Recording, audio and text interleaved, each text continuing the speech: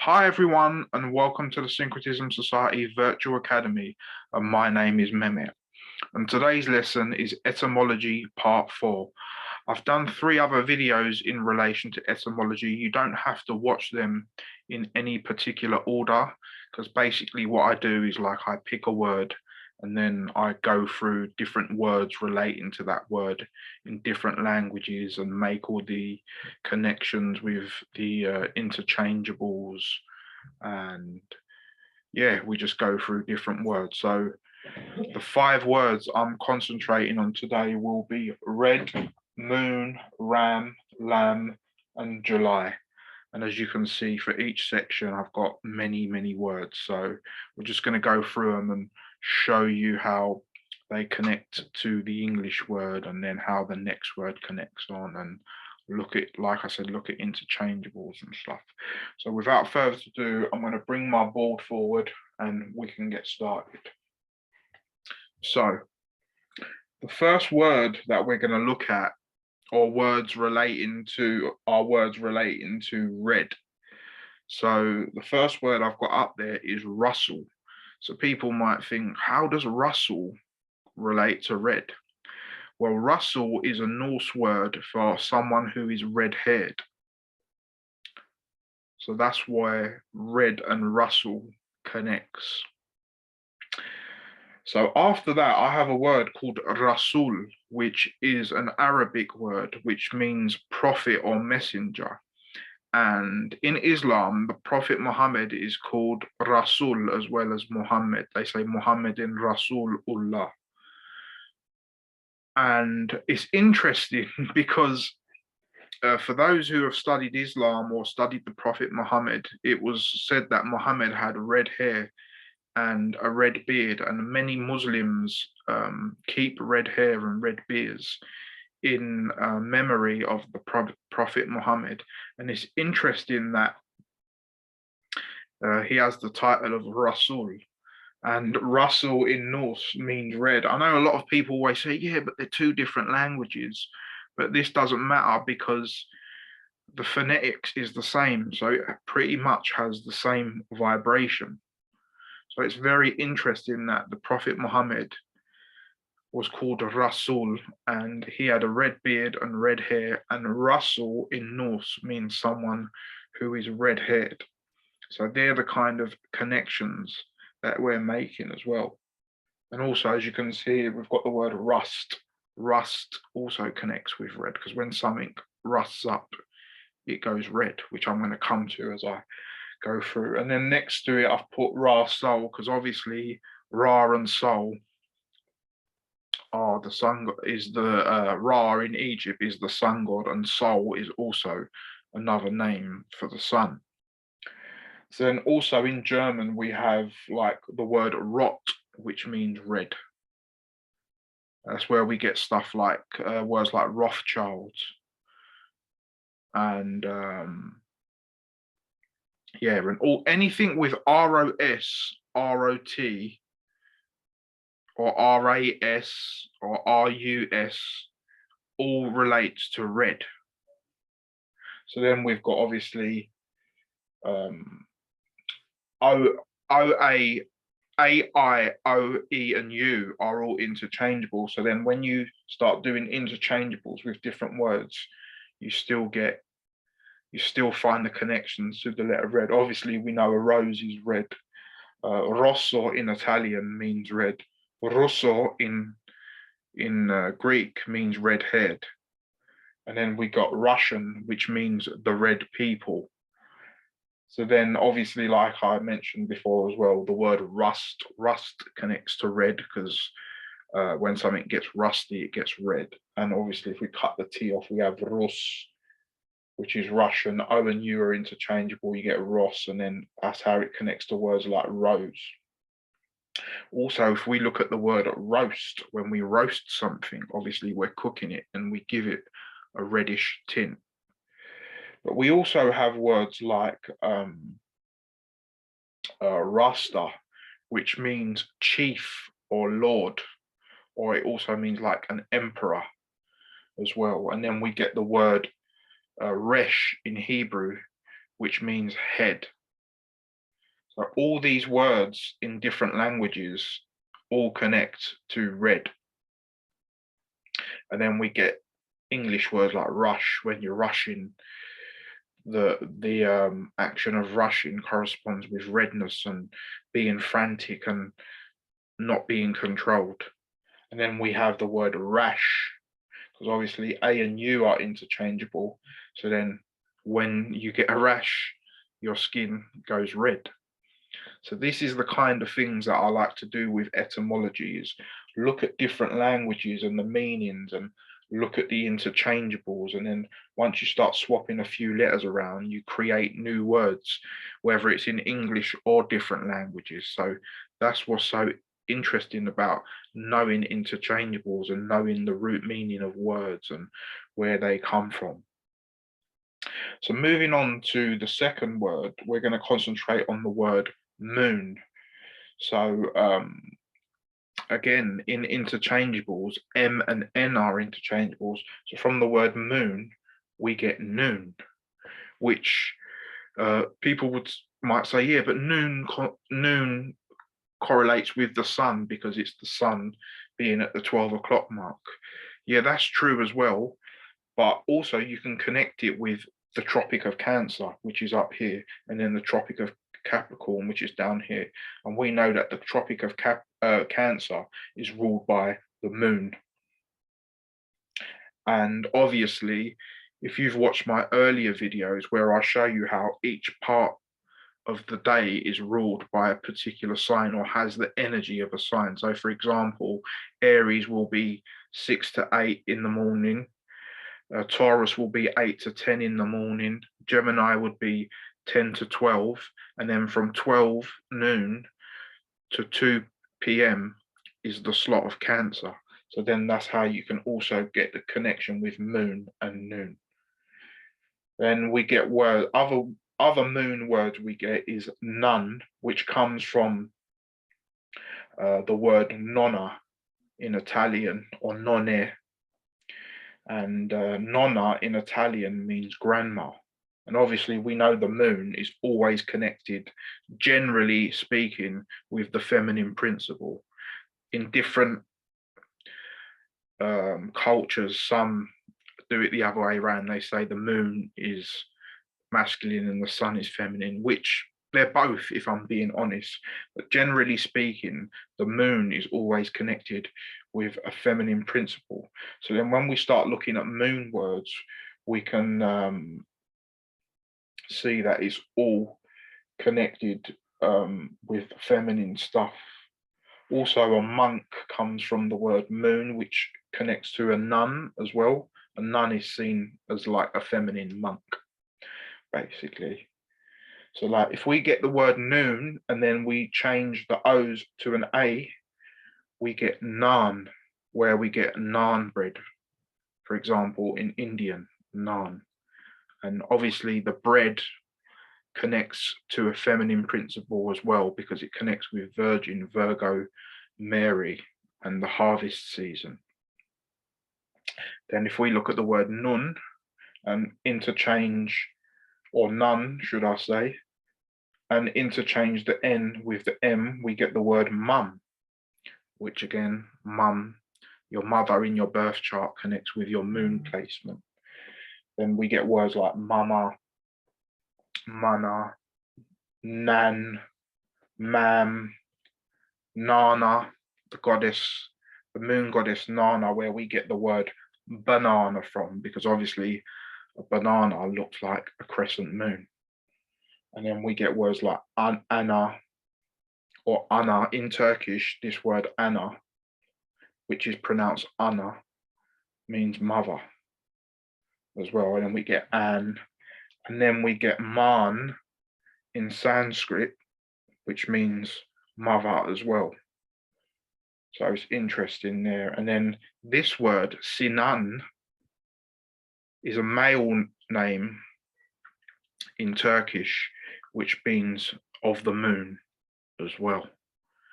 So it's so interesting looking at all these different words in different languages, and they all have pretty much the same letters and all mean the same thing. So moving on, oh, let me just move this down so my light is not shining on it. So the next word I'm going to concentrate on is ram, which backwards spells Ma. Obviously, the ram, Aries, is ruled by Mars. So we can see that here straight away. If we do ram backwards, we get Ma. So then we look at words like Ramadan, which is a Muslim word, which currently has just started. So the month of Ramadan has just started, ironically. And Ramadan, when you look up the etymology of Ramadan, it means scorching hot heat or a blazing fire. And that is so interesting because we know the Ram Aries has all those characteristics, and so does Mars. And then from Ramadan, we got other Ram words we have is Rama, which is the Indian god Rama, which means beautiful, but it also means darkness as well. Then we get the word Rambo. Well, John Rambo, how ironic. Rambo was a war veteran. And obviously we have the Ram, which backwards spells Mars. Mars is the planet of war. So I hope you guys are seeing the connections of the words and their meanings and how I'm connecting them all. Then we have words like ramp. Well, ramp connects with the ram because once the sun gets to the ram in the zodiacal wheel, it's ramping up towards the Tropic of Cancer. So again, you can see the connection there. Rampage, when you're on a rampage, it's very Martian energy. With people on a rampage, it's very tough Martian action, people that are on a rampage. So again, we see the word, we see the Martian energy in the word rampage. Then we get the Spanish name Ramiro, which means the supreme judge. And that's interesting because we see the judges wearing the sheepskin head, and also we know Aries, the ram, rules the head as well. So that's very interesting. We get Muslim name Ramzi, which means the quiet one in one sense. Sorry, I made some notes because I wrote so many words as well. Yeah, Ramzi also means sign and symbol in Urdu as well. And it was interesting, there's a Turkish word called maraz. You see ram in it spelt backwards. Well, maraz is when you get upset, and when people get upset, they tend to get angry and of a more Martian energy. So that's really interesting when I came across that word. Other words we have is army. You can see ram in there, and you can also see Mary. And obviously we got the word Mars as well. And what's interesting, we know that all the days of the week are based on particular planets, and Tuesday is based on the planet of Mars. And the word for Tuesday in French is mardi. And again, we see ram in that word there.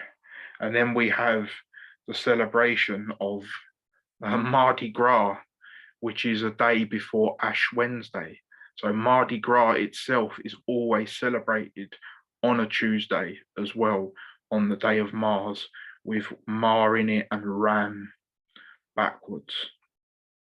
So I hope you guys are getting the gist of what I'm doing here. So the Ram, so R and L are interchangeable. So from Ram, we also get Lamb. So, and in like theology, the ram or the lamb corresponds with illumination or awakening, or with the light bulb coming on in your head, so to speak. Hence why we get words like lamp from lamb. And then in Greek and Turkish, we've got lamba, which means a light, and then we've got lambos, which also means light as well. And then we've got the 12th letter, L, is lambda in Greek. And then in Hebrew, we have lamed. And then in Arabic, we have lam. And then like other derivations of that, we have alarm. One alarm is very Martian energy. It's ding, ding, ding, ding, ding. Hurry up, get up, action, action. So it's interesting there. We have lamb and ram both in that word. So it's interesting. Alarm connects both to lamb and ram. And an alarm, the concept of an alarm is very much connects with waking up. Bang, you wake up in your head, Aries. Yeah, also this word palomino, which means a pale or white horse or a white grape. And we know that a lamb is white. So again, like it's crazy how all the connections are all there. Alma, the word alma means young. And again, a lamb is a baby sheep. And we see lamb in that word there, L-A-M. So again, the connections are all there. These Hiram and Haram were supposed to go in this Ram section, and I forgot to put them down, so I've put them down. So yeah, the Hiram Abiff in the head, the Freemasons, the secrets of Hiram Abiff. And also Ramsey as well also correlates with secrets and being quiet. The Arabic word, the name Ramsey. And finally, we're moving on to the word July. So we have the words of Julio and Julius, which correspond with being jovial. And that's really interesting because we know that Cancer is mainly in the month of July, and Jupiter exalts in the sign of Cancer. So it's interesting that both those words correspond with being jovial. Then in Hebrew, the month of July is Tammuz. And also in Sumeria, we had a goddess, which was Tammuz, who was like a fertility god. And that makes a lot of sense because we know that Cancer is ruled by the moon, which is a feminine principle. So we see that's really interesting there, that month of Tammuz corresponds with fertility, and Tammuz corresponds with July. And the word for July in Turkish is Temmuz. Temmuz. So it's pretty much just Tammuz, it's the same thing basically. But what's really interesting is that obviously we know that Cancer is a water sign. And then from the Turkish word Temmuz, if we interchange the U and the I, we get the word temiz, which means clean. And then we look at the word temascal in Spanish, which means to purify or to clean. So it's interesting how there's two different words from different languages have a similar meaning. So temiz in Turkish means to clean, and temascal means to purify. So it's really interesting how the temiz and the temascal has that connection, and they're two total different languages. But like we always say, all languages are just different branches from the same root. So then also we get the word Thomas. Thomas means twin. But personally, I can connect that to Temiz and Temascal, because when you're cleaning yourself or you're purifying yourself, you're making a separation. So Thomas means twin. So that's two, that's separation. So then that's how I made the connection with those words there.